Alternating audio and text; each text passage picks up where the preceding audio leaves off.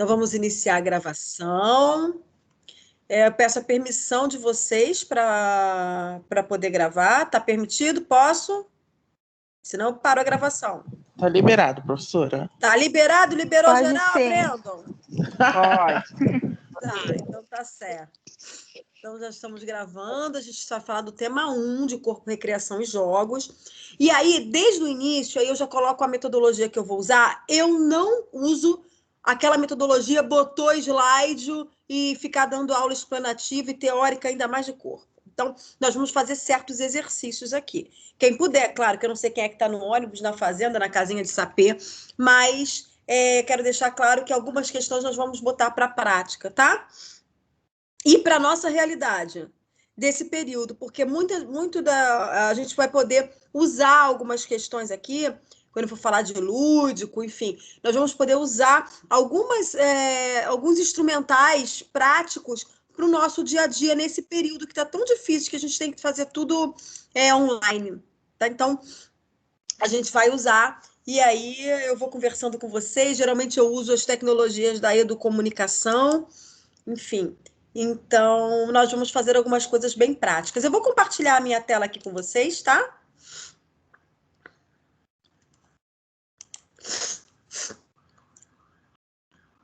Vocês estão vendo? Sim, professora.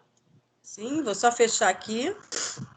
Acho que agora aqui está melhor, porque eu consigo abrir direto. Vocês estão conseguindo ver tudo direitinho? Então, vamos lá. Se tiver alguém no lobby tentando entrar, me avisem, por favor. O nosso tema 1 se chama o corpo e o movimento. Então, antes de qualquer coisa, eu faço a proposta, minha proposta para vocês, não sei se vocês já viram o slide, convido-os a escutar não minhas palavras, um discurso ou uma teoria. Convido-os a escutar o nosso corpo, o Leloup, né? Quem é o autor que fala sobre isso é Leloup, é o nome dele. E o que ele propõe aquela máxima, não faça o que eu faço, faça o que eu falo, para nós não vai valer aqui. Não adianta a gente tentar falar da importância do corpo se a gente nem sabe qual é o que o processo de descorporalização, que nós vamos aprender o que fez com o nosso corpo. As nossas amarras, as nossas dificuldades. Por quê? As noções de corporeidade têm a ver com noções de pensamento livre, porque nós vamos ver que corpo e pensamento são independentes, mas indissociáveis. Então, não é à toa, por exemplo, que Einstein, quando tinha alguma dificuldade em fazer os seus cálculos ou as suas teorias, ele saía para caminhar, fazer exercício físico. Da mesma maneira, não é à toa que as novas pesquisas ligadas tanto à neurociência quanto à fisiologia, elas apontam que, e a medicina do esporte, enfim, que a pessoa que se exercita fisicamente, qualquer exercício físico, ela tem maiores possibilidades cognitivas. Então, ela desenvolve sinapses, enfim, ela tem mais condições de de aprender melhor. Aprender e produzir coisas criativamente melhor. Então, o exercício físico está associado à produtividade. Produtividade ligada à intelectualidade. Então, a gente ouviu a nossa vida inteira a balela de que a teoria mais importante que a prática. Aí, sabe o que acontece? Vou dizer muito para vocês o que acontece. Acontece que quando a gente não escuta o nosso próprio corpo, não entende os nossos receios, os nossos traumas, as nossas memórias, a gente não compreende que o próprio corpo, você entender, escutar o próprio corpo, significa um autoconhecimento. O que acaba acontecendo? Vocês saem da faculdade ou continuam dando aula aí na faculdade e aí aprendem uma porrada de teoria, não é assim? Uhum. Então, teorias várias. Uma menina me perguntou de uma teoria da aprendizagem ontem. Depois eu vou pedir para ela fazer a pergunta no final. Não sei quem foi. Que aí eu respondo, tá? E manda por e-mail. E teorias várias. Então, Piaget, Vygotsky, Vallon, não sei quem, da área da educação, sem fazer analogia com outras áreas. E aí, minha gente, o que acontece? Na hora da praxis, Não sabe colocar na praxis. Fala-se de metodologia ativa. Na hora de tornar a metodologia ativa, poucos sabem o que é metodologia ativa. Então, a gente precisa compreender que as noções de corporeidade e de educação dos sentidos é uma noção fundamental na nossa prática cotidiana como educador. Porque o que falta não é vocês saberem as teorias sobre metodologia ativa e as estratégias, sala de aula invertida, ensino híbrido, não sei o que, não adianta, porque a maioria sabe a teoria, sabe o conceito, decora o conceito, mas na hora de colocar na prática falta criatividade para criar um plano de aula inovador, que faça analogia entre os conhecimentos. Por quê? Aí a gente vai descobrir, porque existe um processo desde antes do século XIX, mas mais aprofundado no século XIX, na constituição das escolas do século XIX, que vão lidar com essa questão da razão e da emoção, da teoria e da prática, da ciência e da arte em perspectivas duais, né? Em binômios opostos. E fazendo hierarquia entre esses dois valores. Para o quê? Aí a gente vai ver, para aprisionar o nosso corpo. Aprisionando o nosso corpo, aprisiona o pensamento, a criatividade, coloca a gente numa caixinha interessante para o sistema. Então, eu sei que é muito duro dizer isso, e para vocês ainda é pior, porque vocês são muito pressionados. Vocês estão estudando o sistema dentro do sistema. E é igual a música do... Não é da época de você, que eu sou velha, mas é igual a música do Renato Russo. O sistema é mau, mas minha turma é legal. Viver é foda, morrer é difícil. Então, o sistema é mau. E muitas vezes a gente quer confrontar o sistema e o sistema impede, porque aí existem várias coisas e a gente vai conversar isso quando for pensar no professor lúdico, tá? Então, vamos lá? Vocês estão aí assistindo o meu slide? Não. Não? O slide não está aparecendo, não. Não, sumiu. Sumiu! Meu Deus! E agora? Tá Voltou. aparecendo. Voltou? Então, tá certo. Então, eu fiz esse convite para vocês escutarem não as minhas palavras, mas o próprio corpo. E eu coloquei uma outra frase para a gente preparar para a nossa atividade 1. Um corpo é toda relação de sentido com o mundo, um gesto de tomada de mundo na articulação do ser social. Então, vamos juntos, eu e vocês e eu, vou compartilhar aqui, parar de compartilhar, parando de compartilhar. Nós vamos construir uma historinha, tá? Mesmo online. Quem puder, ligue os vídeos, por favor, porque eu vou precisar de artistas. Quem puder acionar o vídeo aí, vamos fazer essa experiência. Quem é que tem o vídeo para acionar aí? Vamos esperar um pouquinho de tempo até vocês acionarem o vídeo. Quem é que está de pijama, não tem problema não. Dá uma ajeitadinha assim, e pode acionar o vídeo, por favor.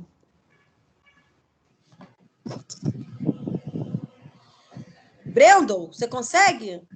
Estou abrindo. Tá. Brendon, quem mais consegue?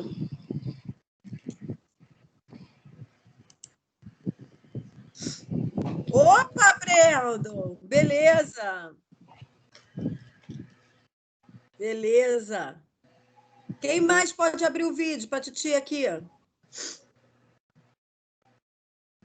Os 5 minutos, né? A pessoa na cama, aberta o laptop. Então, Brendo, olha só, eu vou começar a contar para você o que a gente vai fazer, tá? Tá, ok.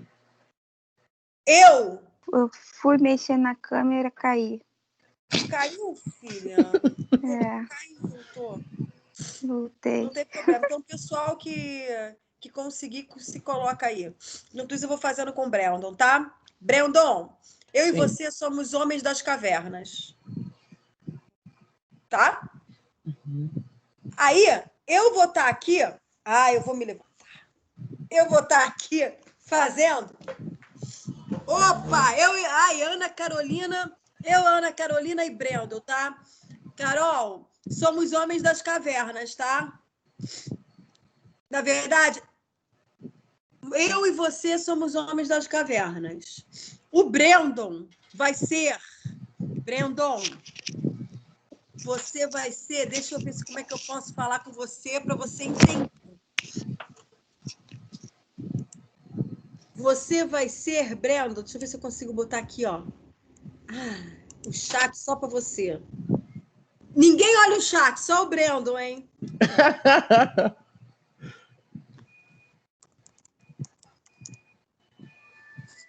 Ninguém olha o chat, hein?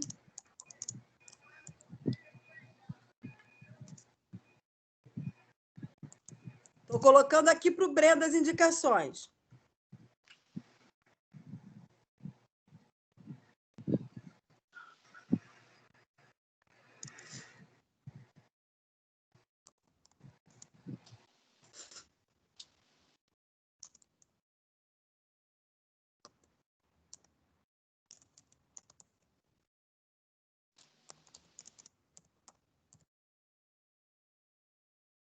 Estou botando aqui, ó.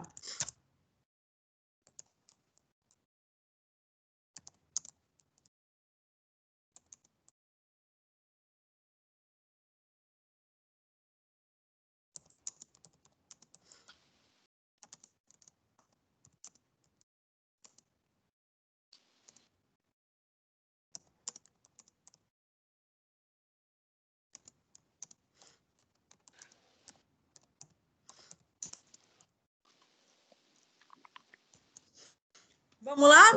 Ana Carolina, eu e você somos homens das cavernas. Estamos fazendo fogo. Como é que seria a gente fazer fogo? Mas um gestor da gente fazer fogo? Ficar com a pedrinha. Isso, só que a gente não fala, né? O homem das cavernas a gente não falava. Então, bota assim para a câmera, ó, fazendo fogo aí você e a gente assim, ó, sem falar. Dominique, você também quer ser o homem das cavernas? Então, ó, fazendo fogo, fazendo fogo. Então, isso, fazendo fogo. Aí, de repente, eu, sem falar, eu não vou poder falar, vou fazer um negócio para Ana Carolina, ó.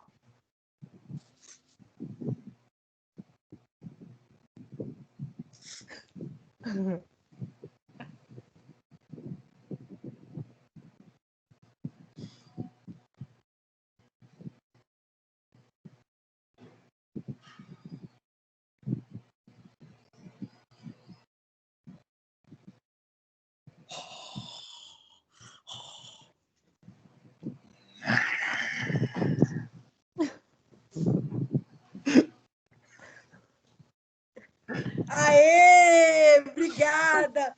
Conseguimos nos entender mesmo na dificuldade, né?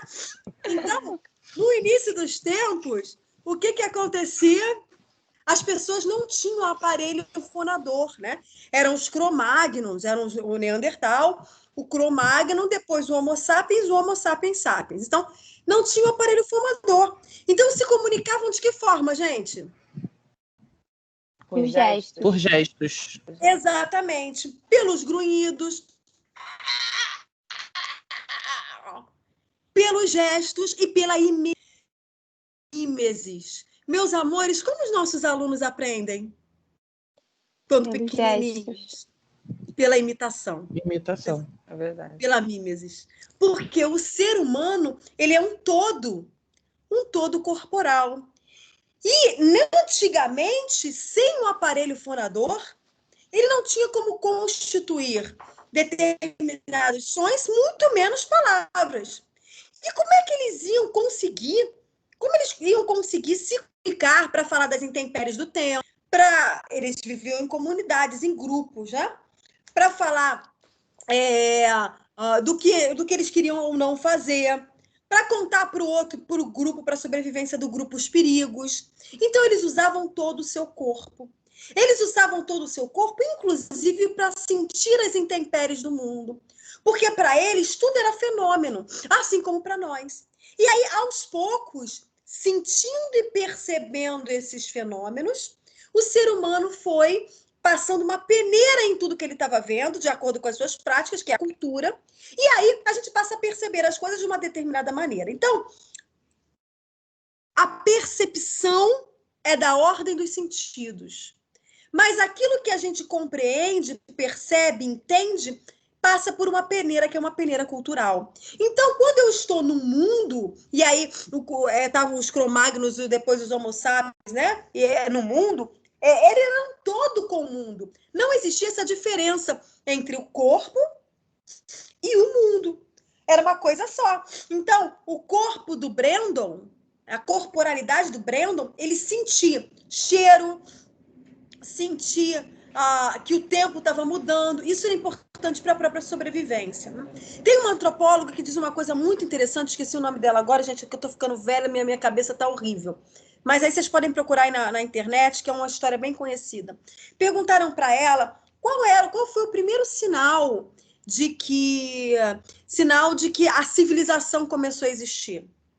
Aí ela conta que foi uns arqueólogos que acharam o primeiro fêmur quebrado, né, e reconstituído. Isso lá na pré-história. Então, acharam esse fóssil lá, acharam esse esquife, né, lá da pré-história, acharam esse esqueleto na pré-história e verificaram que ele teve o fêmur reconstituído. O que isso significa? Que pessoas naquele grupo, que muitas vezes não tinha fala, eles cuidaram do outro. Se ele não podia sair mais para caçar porque estava com o fêmur quebrado, eles imobilizaram praticamente pela ordem dos sentidos o fêmur. Eles saíram para caçar pelo companheiro. Eles traziam comida para o companheiro. Esse sentido de comunidade. Alguns autores, como David Le Breton, eu não sou da área da medicina, não sou da área da educação física, mas eu sou da área da antropologia, né? E das artes cênicas. Então, trabalho com corporalidade na área das artes cênicas e eu estudei muito David Le Breton. Então, uma bibliografia básica que eu gosto, tem as bibliografias de vocês, mas é ligada a David Le Breton, que ele dá uma outra dimensão para o entendimento de sentir. Porque cada grupo social, cada sociedade vai usar o corpo e os sentidos de uma determinada maneira, que é uma ordem cultural. Então, a gente privilegia a imagem, né, o sentido da visão, e existem comunidades que privilegiam a escuta. Mas uma coisa é certa, o ser humano é um com o mundo. Então, nesse passado, você sentir, por exemplo, tem um machucado, sentir o cheiro da ferida, desempenhava para essas pessoas, porque não existia medicina, não existia nada disso. Esse processo civilizatório não tinha começado ainda, né? Então, sentir os cheiros, isso, de tudo, sentir os sentidos, né? E ter a consciência da importância dos sentidos é a maneira mais exata de sobrevivência. Então, o ser humano, ele era um com o mundo e com o seu próprio corpo. E isso era bem ligado à natureza. Então, o David Le Breton, ele conta uma história, porque isso é bem cultural, de uma tribo africana, que os nomes das pessoas têm a ver com árvores, por exemplo, ou coisas da natureza. Porque para essa civilização, para esse grupo até atual, né, para essa tribo, para esse clã, enfim, nosso corpo é um com todos os elementos da natureza. Então, eles acreditam que nós nascemos de raízes, que todos nós temos uma função, uma raiz ou algum tipo de elemento da natureza da onde nós viemos, e não só uns dos outros. Por isso, o respeito total que o ancião ensina para as crianças e nomeia as crianças como fruto daquela raiz, ou daquela árvore, ou daquele elemento da natureza. Então, cuidando da própria natureza e daquela árvore, a pessoa está cuidando de si mesma. E todas as suas práticas curativas são ligadas à natureza. Isso é para a gente ver que cada sociedade tem uma forma de lidar com as suas questões do corpo. E no decorrer desse processo, a gente vai ver como a nossa sociedade ocidental passou a cuidar do corpo e fazer um chamado processo de descorporalização. O que é esse processo? Quem fala desse processo? Foucault fala desse processo, Elias fala desse processo, vários autores vão falar desse processo, que é simplesmente separar esse caráter de corpo e natureza, corpo e mundo, do início dos tempos, aos poucos, e chegar onde a gente chegou. uma separação total de corpo e mente, razão, emoção, ciência e arte. Muito intensificada, desde a Grécia clássica já se pensava nisso, os filósofos, mas também muito intensificada no positivismo, né? Porque, embora os clássicos pensassem nisso, Platão, por exemplo, o nome Platão fala um pouco disso, né, das costas largas, né, porque Platão era um atleta. Então, todos na Grécia Antiga, eles tinham treinamentos de atleta, porque eles sabiam a importância de toda uma questão da corporeidade para a intelectualidade. Então, eles eram preparados globalmente. Então, os filósofos, eles também tinham... Não tinha essa coisa da contemplação, antes de tudo. E aí, isso vai sendo um penso, logo existo, vai sendo um desencadeamento de um processo que vem lá de trás, né?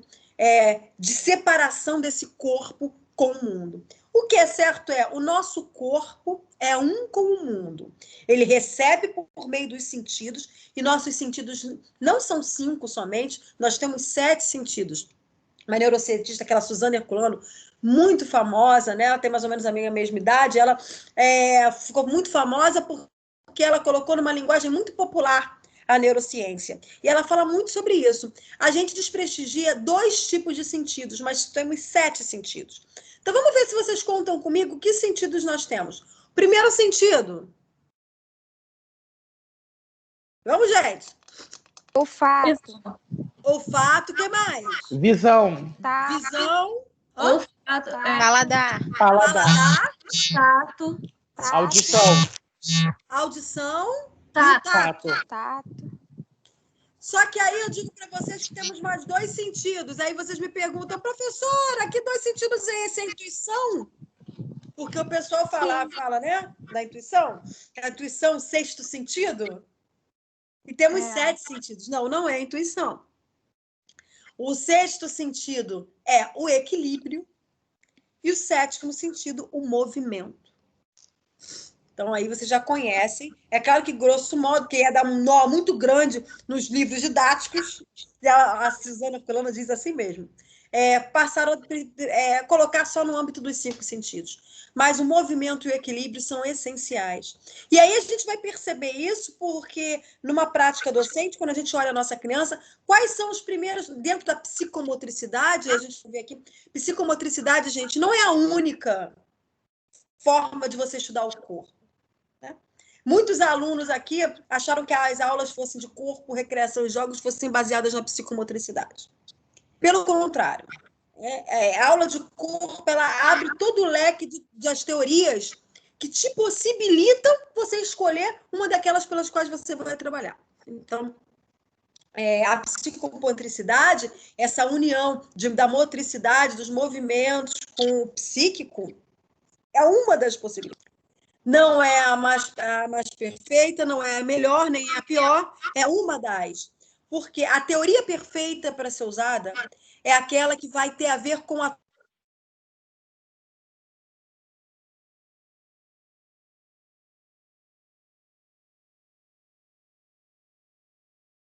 tua persona.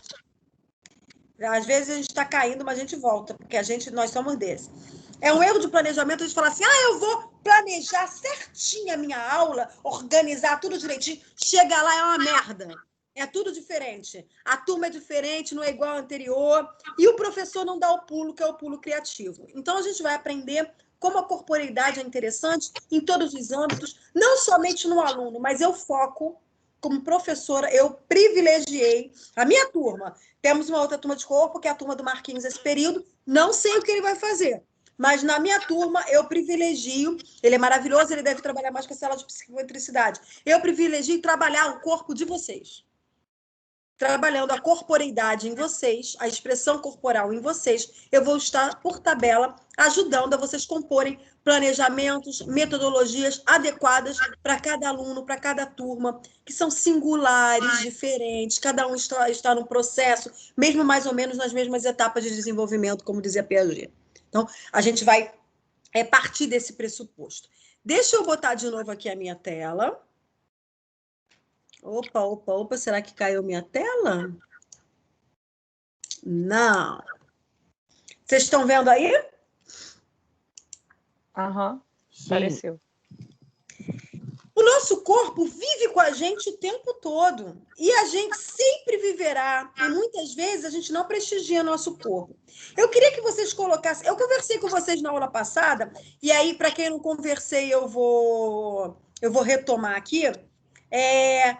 Quando a gente está muito preocupado com alguma coisa, e aí eu queria que vocês colocassem essas histórias para mim no chat, que depois eu leio para quem não puder falar, tá?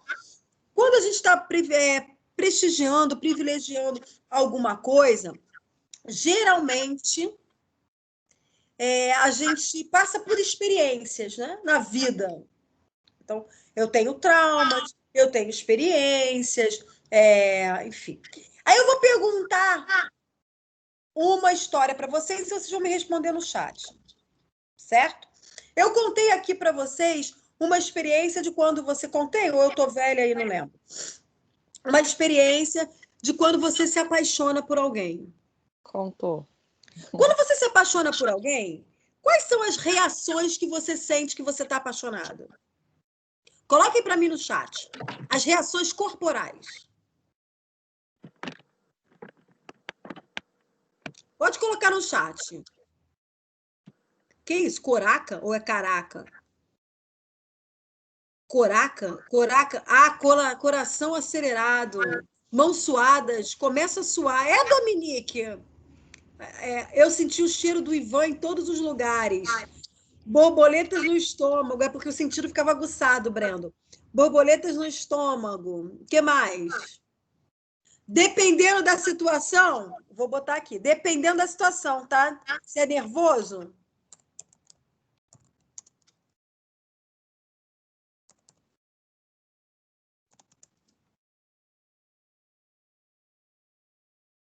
Desculpa, eu tenho vontade de vomitar às vezes. Parece que o rosto queima, não é isso? Outra. O pessoal tá botando aí, ansiedade para ver a pessoa, dor de barriga, físico, tá, gente? Coisa física, vamos pensar no físico. Calor no rosto, nas mãos, dor de barriga, nervoso, vontade de... pensei que era ouro. Também tinha vontade de vomitar quando namorava. Não, filha, o estômago ataca. Exatamente. Eu vou botar para vocês, acho que eu já botei, no Ava, um link do Pedro Calabres, que ele explica a diferença entre sentimento e emoção. Tá? Então, as nossas emoções estão ligadas à dor de cabeça, a pessoa perna trêmula. As nossas emoções, elas estão ligadas às questões dos sentidos. E é exatamente porque quando você vamos, bombardeado com uma situação que é parecida com medo, nervoso, né? Ansiedade, só para vocês poderem ter paixão, então aquela ansiedade de querer ver a pessoa, quando você está apaixonado, você está no estado de patos, né? Patos é uma patologia. Você acaba tendo uma reação que é da ordem das doenças, de ser obsessivo compulsivo. Então, você quer ver mais a pessoa, e aí a gente tem uma reação no cérebro química, porque quando você vê, são várias reações químicas. O cérebro, durante os nossos desses novos movimentos de percepção, quando a gente como se fosse, a gente está afogado pelos nossos sentidos, sente o cheiro da pessoa, olha a imagem da pessoa, a gente passa... Existe uma química no nosso cérebro e a gente passa a secreções, né? E vários líquidos no nosso cérebro. E isso aí vai atacar, muitas vezes, não só os nossos músculos, mas algumas partes do nosso organismo. Geralmente, o bombeamento de sangue, é retirado sangue de alguns lugares, o bombeamento fica menor em alguns lugares, ou maior em alguns lugares, né? Não estou falando de sacanagem, estou falando de um negócio físico mesmo. Então, no rosto, por isso que a gente fica vermelho, ou então fica branco igual uma cera, porque a gente vai perdendo, né? É como se o sangue estivesse sendo retirado. No estômago, também ataca o estômago. Então, isso tudo são processos físicos a partir das emoções. A pele fica quente porque é o percorrer do sangue. Parece que está morrendo, mas é só paixão. É mais ou menos isso aí. Então, vocês vão entender por esse vídeo do Pedro Calabres, que é neurocientista, psiquiatra, vocês vão entender esse processo. Esse é um processo da emoção. que muitas vezes essas emoções provocam todo esse bombardeamento fisiológico na gente. E essas emoções nem sempre são conscientes. Nós não temos consciência, muitas vezes, daquilo que a gente sente. A pupila dilata. Então, quer ver se alguém está afim de você? Percebe quando a pupila dilata. Há um dilatamento da pupila, porque você está tomado. O medo também, quando você vê um tubarão, por exemplo, quando você vê um leão para cima de você, são os mesmos, muitas vezes os mesmos sintomas. Então, vocês vão ver lá nesse vídeo tudo isso. Quando você começa a ter consciência do que está acontecendo com você, e você passa a sai desse âmbito, você fala assim, não, peraí, porra, eu tô tendo tudo isso em mim. Não é possível. E aí você passa a tentar compreender conscientemente o que está vendo com você, aí a gente já entrou para o âmbito do sentimento. Então, o sentimento é uma emoção que é consciente. Então, só para a gente conseguir entender esses movimentos, que são movimentos que ligam neurociência, antropologia, questões de sentido, e para ver que ninguém está doente, não, isso é normal. Por quê? Porque o nosso corpinho, nós percebemos o mundo com nossos sentidos, com o nosso corpo. Então, quando nós temos determinadas emoções, nós reagimos a essas emoções. E essas reações, esses estímulos e essas reações ficam gravados nas nossas memórias, nas nossas moléculas de memória, que não ficam só no cérebro, mas no nosso corpo inteiro. Aí eu contei para vocês a história da Neuza Borges na semana passada, do Vinícius de Moraes, né? Então, que os atores eles usam as questões de memória muscular e memória afetiva para poder... Ô, Cássia, desliga aí o teu áudio, filha. Você está aí resolvendo alguma coisa, falando alguma coisa com alguém, teu áudio está ligado. Então, a gente tem todas essas pretensões, essas compreensões, melhoram muito a vida da gente, porque a gente passa a entender as nossas concepções do corpo e equilibrá-las. Isso é o que chama muitas vezes de inteligência emocional. Que você vai ter consciência das suas emoções, e aí são dos seus sentimentos, e pode o quê? Harmonizar através do corpo. E uma forma de harmonizar isso é pela respiração, que é a parte mais cabal, que mostra como a gente é integrado ao mundo através do ar. Então, a respiração, fisiologicamente, é o que nos mantém vivos. Quando a gente perde o ar, a gente morre, né? Falta oxigenação no cérebro, a gente morre. Então, falta oxigênio e acabou. Então, a gente tem que compreender. E aí, isso vai ajudar um pouquinho a gente. No nosso nervoso, quando eu tiver que apresentar meu TCC, que as alunas de pedagogia ficam em pânico. E aí a gente vai tentar entender o porquê desse pânico. Será que não é por causa do processo de descorporalização? Que a gente privilegiou tantas vezes, tantas teorias de aprendizagem durante o processo, mas não o entendimento que nós devemos nos autoconhecer, conhecer os nossos pontos fortes, nossos pontos fracos, aprender a nos equilibrar, aprender a nos expressar. Então, esse momento, essa aula é para a gente lidar com isso de uma outra forma. Então, nós construímos aqui, e aí vocês vão ver depois no vídeo, toda uma questão ligada às emoções e aos sentimentos, para a gente poder entender um pouquinho como é que a gente lida com isso com o nosso corpo. Né? Agora, eu queria que vocês colocassem para mim, não sei se vocês estão aí perto, quem está perto de algum objeto que tenha uma história com vocês, que esteja aí perto de casa, perto de vocês. Ou que vocês pensem agora, tá? E peguem depois. Coloquem para mim no chat. Um objeto que tem uma história com vocês, que vocês lembram de alguma história, que está nas memórias de vocês, que quando vocês olham para ele, sentem o cheiro. O Brandon já falou do que é, do perfume de quem? Do perfume do Ian. Ian, não, como é que é o nome do teu namorado? Ivan. Ivan. Do perfume do Ivan. Quem mais tem algum objeto que lembre de alguma situação? Pode escrever, vou escrever para mim no chat. Deixa eu escrever um aqui, ó.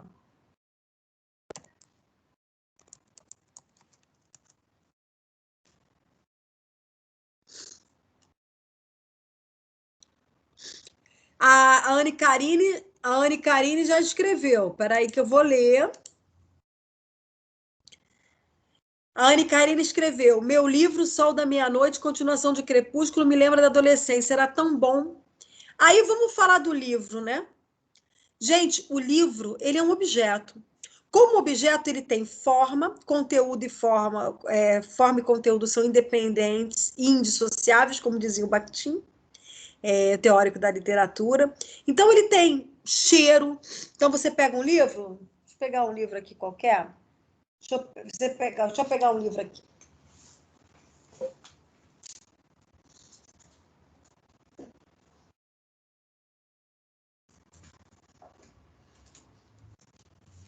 Peguei esse aqui, ó. Não sei se vocês estão vendo aí, ó. Fenomenologia da Percepção, do Merleau-Ponty.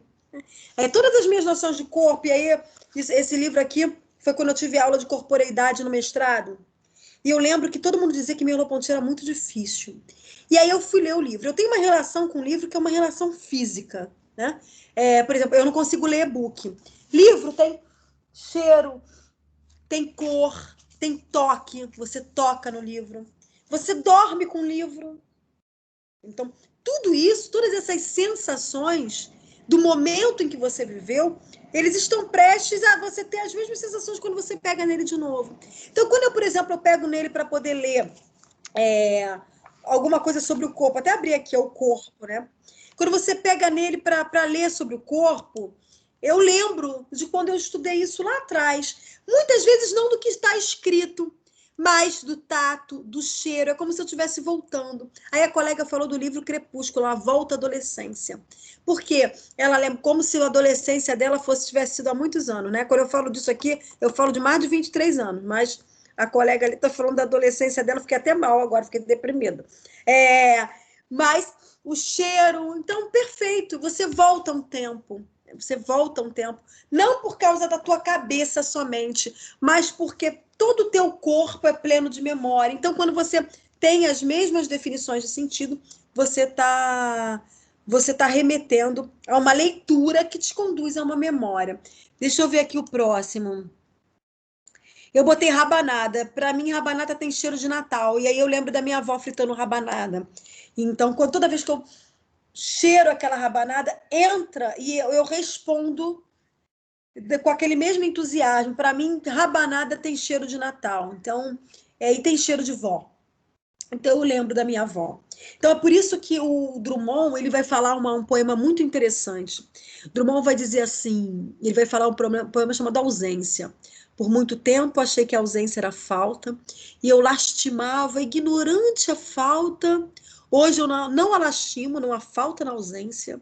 Ela é um estar em mim, e sinto-a tão branca, tão pegada, que eu coloco ela nos meus braços e canto e rio e faço exclamações alegres, porque a ausência, essa ausência assimilada, ninguém a rouba mais de mim.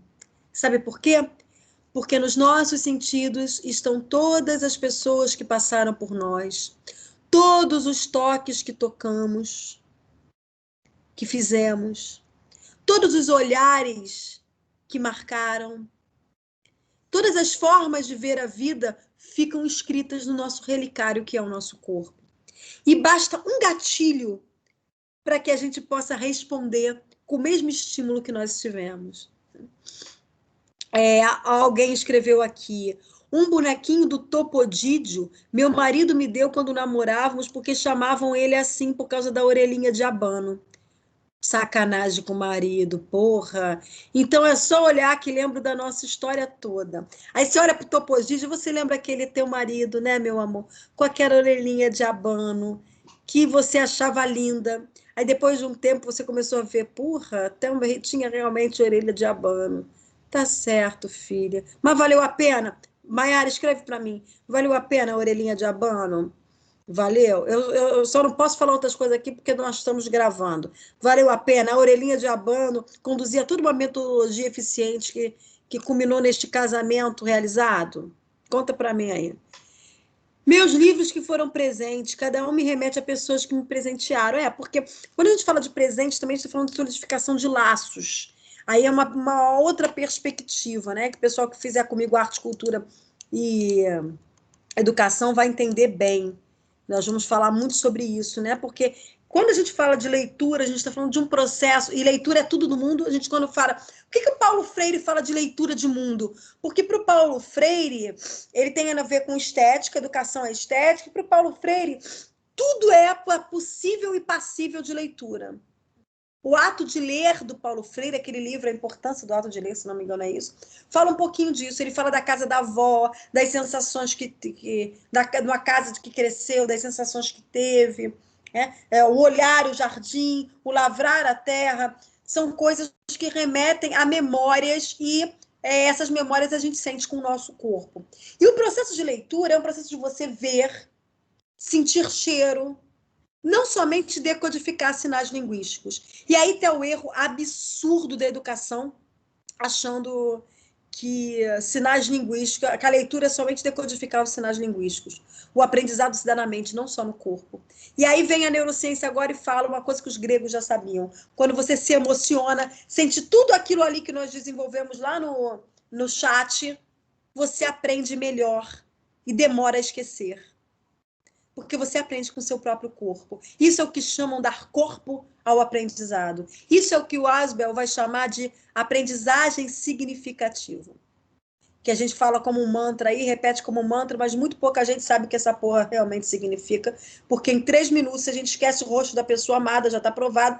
Você viu o cara em 3 dias, a moça em 3 dias. Se daqui a 3 dias você não vê mais, você não vai lembrar se ela estava de óculos, sem óculos. Você vai lembrar do todo, mas você não vai lembrar da parte. Então, mas vai lembrar do todo. Você vai lembrar mais das sensações que você teve. Isso é um fato. Então, a aprendizagem significativa é quando você faz analogias interpretativas com a tua leitura de mundo. E para você ler o mundo é preciso que você aprenda a sentir. Tá? Então, a gente botou aqui, a Lucilene botou Perfume La Vie est Belle, que é da Lancôme, né? Lembro o tempo que trabalhei na Saraiva.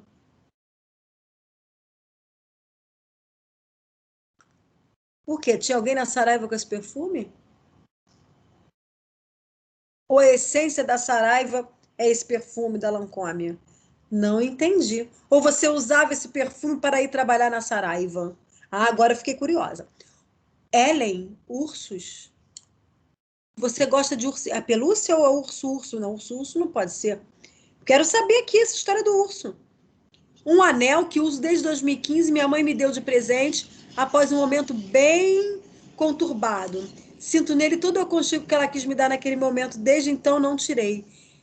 E aí a gente costuma chamar isso de esses amuletos, né? Que fazem a gente, conduzem a gente para um outro momento, um outro estar emocional. E isso não é besteira, não é esoterismo, não. Isso é fato, porque conduz a memórias. Eu tenho uma aluna de pedagogia que ela terminou o TCC no período passado. Eu pego muito poucos alunos de pedagogia, são muito poucos os que eu pego.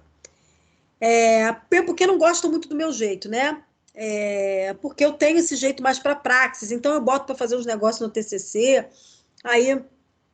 Maiara, tadinho, eu gosto da orelhinha dele, vale muito. Opa! Então eu boto para fazer umas práticas, então os alunos ficam meio nervosos. Aí eu, para não deixar vocês nervosas, eu prefiro não pegar vocês. Mas tem umas pessoas que gostam de mim assim, né? E aí insistem pra cacete. E aí eu tinha uma aluna que, desde o meu primeiro período, lá em Bento Ribeiro, ela falava para mim, você pode ser minha orientadora? Meu primeiro período na Unicarioca. Eu entrei na Unicarioca em 2016, ela se formou agora, né? Aí eu falei para ela, tá, filha, quando chegar lá, você me fala. Tá. Ela fez um trabalho para mim de capoeira, ela foi como capoeirista em corpo, recreação e jogos. Mas eu jamais imaginei o problema que ela tinha. Eu fui observando durante a aula de corpo que ela só falou naquele dia, ela não falou mais. Ela falava entre as pessoas, mas na hora de apresentar trabalho, ela chorava, ela se tremia, ela não conseguia, de jeito nenhum. Ela foi para o Marquinho, para o psicopedagogo. Foi uma luta. Era a Vânia, né? Depois o Marquinho. Foi uma luta. E aí, período passado, ela defendeu o TCC. Aí, como é que eu falei com ela? Como é que eu trabalhei com ela? Com noções de corporeidade. Ela queria fazer o TCC sobre teatro. E eu disse para ela, bom, eu vou, então, preparar você como se você fosse uma atriz. Mas não, eu estava preparando o emocional dela, a parte do corpo. E aí, eu não tratei ela, você vai conseguir nada disso, senão não ia funcionar com ela. E eu disse para ela assim, no dia da primeira apresentação dela, para a Sandra, ela estava horrorizada, ai meu Deus, vou apresentar. Eu acho a Sandra maravilhosa. Tudo quanto é minha aluna, eu mando para ter TCC com a Sandra, né? Eu acho a Sandra perfeição. Aí vai pegar projeto com Sandra. E aí ela pegou, mas ela tinha um medo danado. E aí eu emprestei a ela uma caneta. Um desses dias, que era a primeira apresentação dela, eu preparei ela, ensaiei com ela igual uma atriz de teatro. Eu falei, você não me sacaneia o teatro não, porra. Eu falava assim para ela. Aí ela levou minha carteirinha, minha caneta, e eu falei, ó, você vai... Ela começou a se tremer. Falei, você vai levar minha caneta. Toda vez que você for se apresentar, você não mostrava um negócio com uma caneta, você vai se levar a minha caneta. Porque nessa caneta, que eu orientei praticamente você o período inteiro com ela, vai toda a minha força e todas as nossas lembranças e o porquê você chegou até aqui. E todas as apresentações ela fez com a caneta, inclusive a defesa do TCC online, ela estava com a canetinha na mão. Então, o objeto, ele carrega em si um estímulo. Então, o que a Bárbara sentiu, ela também sentiu, né? Então, e aí no final, quando ela botou a foto lá no Facebook, ela foi maravilhosa. Ela não leu o slide. Na foto, por quê? Ela não decorou né, somente de fora. Ela teve uma aprendizagem significativa, ela decorou com o coração. Então, ela falou com as palavras dela. Ela fala sobre teatro e livre expressão. Então, ela disse, se eu sou livre para me expressar hoje, e se eu estou conseguindo chegar até aqui, é porque as práticas e as técnicas corporais do teatro me ajudaram a me desenvolver. Então, ela colocou para ela, então, eu sou a prova viva da minha pesquisa. E quando ela fez isso, ela teve uma aprendizagem significativa e ela conseguiu passar barreiras várias. Está até querendo agora apresentar em congresso artigos. Olha onde nós chegamos, a que ponto nós chegamos. E eu fico muito feliz com isso. Exatamente o que acontece com a Bárbara. Então, existem situações e gatilhos que promovem a gente esse equilíbrio, que é sempre um equilíbrio corporal, através dos chamados objetos relacionais. Tem uma artista contemporânea, né, de arte contemporânea brasileira, já falecida, muito famosa, chamada Lígia Clark, que ela trabalhava com os objetos relacionais como terapia para o corpo. Eu vou passar o vídeo lá, vou botar o vídeo lá no tema 1, tá? Para vocês. Então, vocês vão ter uma 1, na nossa próxima aula é tema 2, o link vai estar lá até no tema 2. Mas vocês vão ver o vídeo do Calabres e o vídeo da Lígia Clark para entender o que são objetos relacionais, tá? Depois disso, é o que eu já estou passando para a semana que vem. Depois disso, vocês vão ler no tema 2 o texto O Perfume, que se não está, eu vou botar lá no AVA hoje. O Perfume. E vão escolher, dentre aquela história todinha, partes do perfume. Então, vou escolher um parágrafo e mais um objeto relacional que tem a ver com aquela personagem. Então, vou escolher um objeto relacional que tem a ver com a personagem, vão escolher uma parte do texto e vão escolher uma música que seria uma trilha sonora para esses personagens. Então, essa é a atividade da semana que vem, tá? Para a gente poder entender como se processam as leituras pelo nível emocional, sensorial e racional. E aí a gente vai conseguir compreender que muitas vezes texto tem cheiro, cor, gosto, tem pele, né? A pele é órgão, né? A nossa pele é órgão. E por isso a gente sente, a gente reage, a gente percebe. Então, entendido qual vai ser o nosso semana que vem? A Carla escreve para mim, bom dia, Cíntia. A Carla escreve para mim, tem uma pelúcia da Hello Kitty que meu esposo deu para minha filha com o perfume dele. E quando ele teve que viajar, essa viagem foi forçada. Então, essa lembrança não é boa. Mas pode não ser boa, não é boa porque ele teve que viajar. Mas a superação é algo muito bom também, né? Quando você olha para trás, por exemplo, você vê uma foto de um cidadão que já passou para a tua vida e te causou imenso sofrimento. E você tá bem agora. Aí você olha para a foto e fala, porra, puta que pariu, e eu achava que eu estava sofrendo, né? Então, existem movimentos, existem lembranças também que nos trazem uma superação. Ajudava nas vendas da perfumaria do lado e hoje em dia trabalho na rede. Ipa! Entendi, Lucilene. É a Lucilene da Saraiva, né? Tremedeira, né? Eu adoro. Eu uso o Idole da Lancôme e o Hipnose da Lancôme. A Suelen, tremedeira, nervosismo. Suelen, tu ainda tá na tremedeira e no nervosismo no amor? Jesus! Carla, com certeza. Então, meus amores, é mais ou menos isso. Conseguimos entender um pouquinho de toda a relação com o nosso corpo, que muitas vezes a gente negligencia tanto.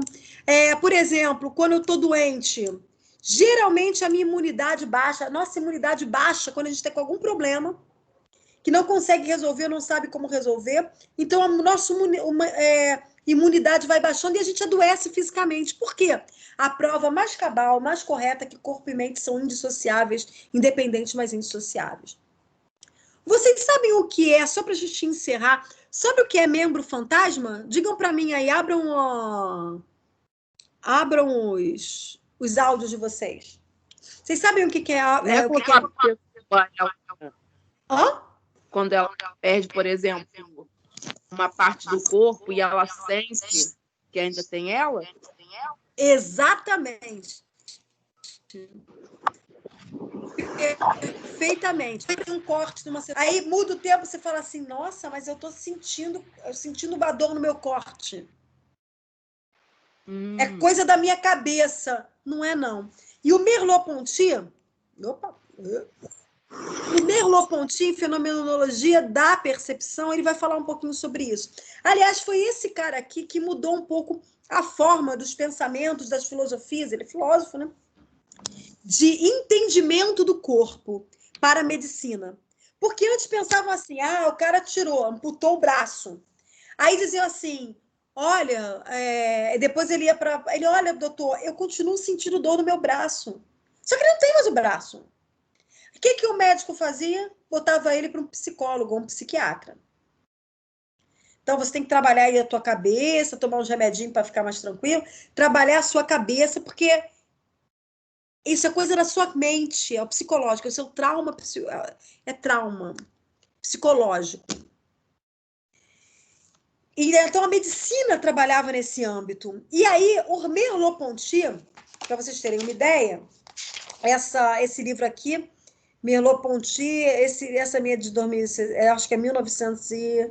Primeira edição foi 94 desse livro aqui.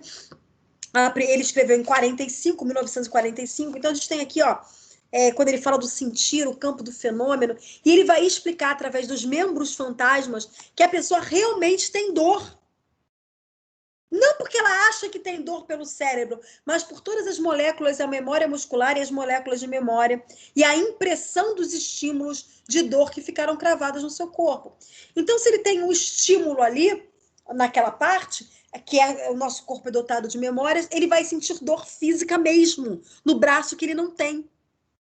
Né? Nas partes onde estava o braço, porque a dor é física. As memórias, as moléculas de memória são plenas desses estímulos.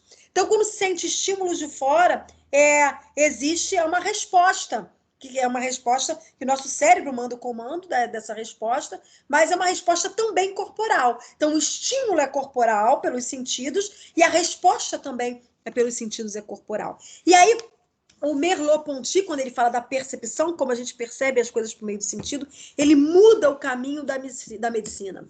E aí os médicos foram ver que realmente, ao estudar os membros fantasmas, as pessoas realmente sentem dor no membro onde não tem. A parte dos órgãos que tem cirurgias, elas sentem dor, elas ficam mais aptas àquela cisão. Então, sempre quando tem uma cisão, um corte, alguma coisa assim, as pessoas ficam mais aptas a sentir quando tem uma invasão no próprio corpo. Então, elas gravam essa invasão do próprio corpo e aí respondem com estímulos. Então, é por isso também, quando vocês estão muito nervosos, estão com algum problema, a imunidade baixa, e vocês respondem com dor física. Não é da cabecinha de vocês, não. É real. Então, só para encerrar os 2 minutos, eu vou contar uma história. Adoro história, porra. Vocês não gostam de história? Adoro. O pessoal está escrevendo aqui outras coisas, ó. Perfume Blue Notes me lembra minha avó materna.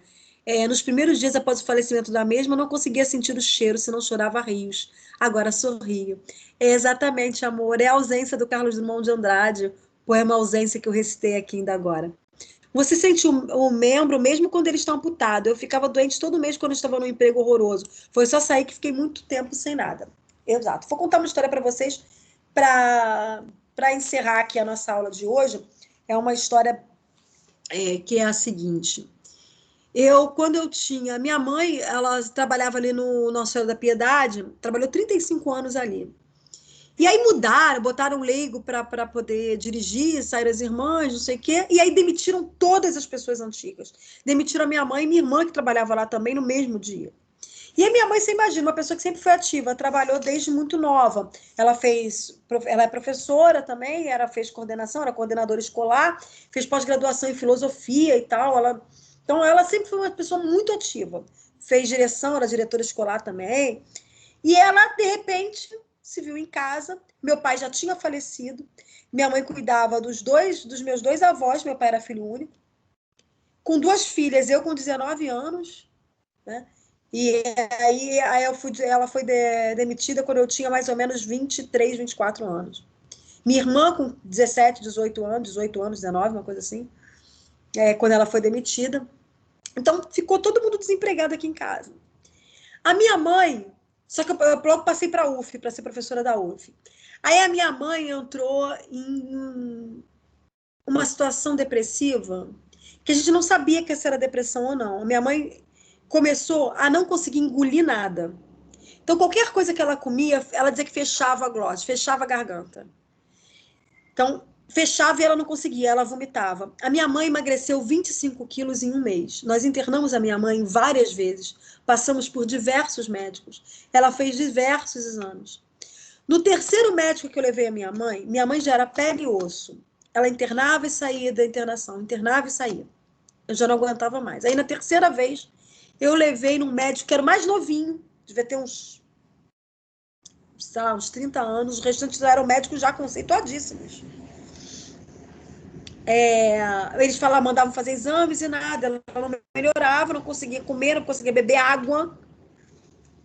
E aí ela foi internada e eu levei ela num médico, né? Pediu atendimento de um médico na Tijuca, esse médico era novinho. Aí ele virou para mim e falou assim, entendeu? Minha mãe falou, olha, eu acho que o seu problema da sua mãe é psiquiátrico. Aí eu falei, mas você acha, o senhor acha que ela não está sentindo isso que ela diz que sente? Ele, não, ela sente. O cérebro manda um comando. Ela vivenciou traumas e está numa tristeza tão profunda que ela deve ter entrado numa fase da síndrome do pânico que é fisiológica, se não me engano, na 3ª fase. E aí, não é que ela finja que sente, não, ou que ela acha que sente. O cérebro manda o comando e fecha toda a musculatura. E aí ela não consegue engolir.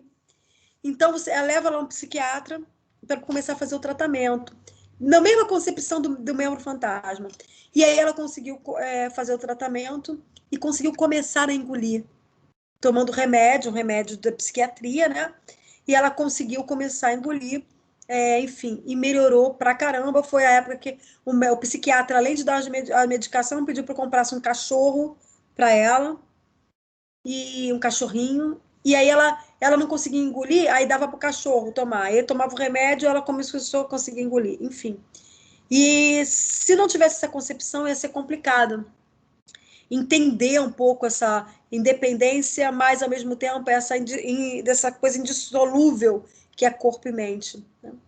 Então, só para vocês terem uma ideia de como a gente, muitas vezes, por não compreender as nossas emoções ou não ter um equilíbrio emocional, como a gente abre o nosso sistema por uma série de questões que são ligadas à fisiologia e que podem fazer realmente a gente adoecer.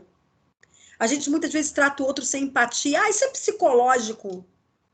Ah, isso passa. Isso não é nada. Depressão é doença. Síndrome do pânico é doença. Mas pode ser tratada. Então, temos que ter empatia e saber os caminhos. Então, meus amores, essa é uma história. Eu já disse para vocês que a aula que vem temos a nossa atividade e eu quero agradecer, porque se a gente pode compartilhar histórias, se a gente tem, a gente compartilha histórias, se a gente pode compartilhar essas histórias, é porque nós já somos privilegiados. Então, eu sou muito privilegiada de ter vocês aqui e discutir com vocês um pouquinho as noções de corporeidade. Gente, um beijo para todos. Alguém quer falar mais alguma coisa para a gente poder encerrar? Tem 5 minutinhos, já passamos até 5 minutinhos. Não? Tudo Não, bem? obrigada. Tudo bem. Beijo grande para vocês. Leiam os textos do tema 1 no AVA e já o perfume do tema 2, tá bom? Professora, mas Fala. Beijo, professora. é para postar essas atividades ou só deixar no caderno e mostrar? Só deixar falar no só caderno e rapidão? mostrar, porque nós vamos fazer uma questão prática aqui. Vamos fazer Tá. uma prática na aula que vem com isso, tá? Tá bom. Escolham a música, escolham o trecho, entrem na vida daquela personagem, Tá. tá? Uhum. Na aula Tá que bom. vem, o tema 2 é expressão corporal. E eu vou trabalhar a expressão corporal em cima dessa atividade do perfume. Tá. Tá bom. Beijo, amores! Beijo, Beijo, professora. obrigada. Bom Beijo, dia. professora. Bom dia. Beijo, gente. Fiquem com Deus. Professora, bom dia. Tchau, turma. Bom dia. Bom dia, amor. Tchau. Vou parar a gravação. Ai, eu ia dar.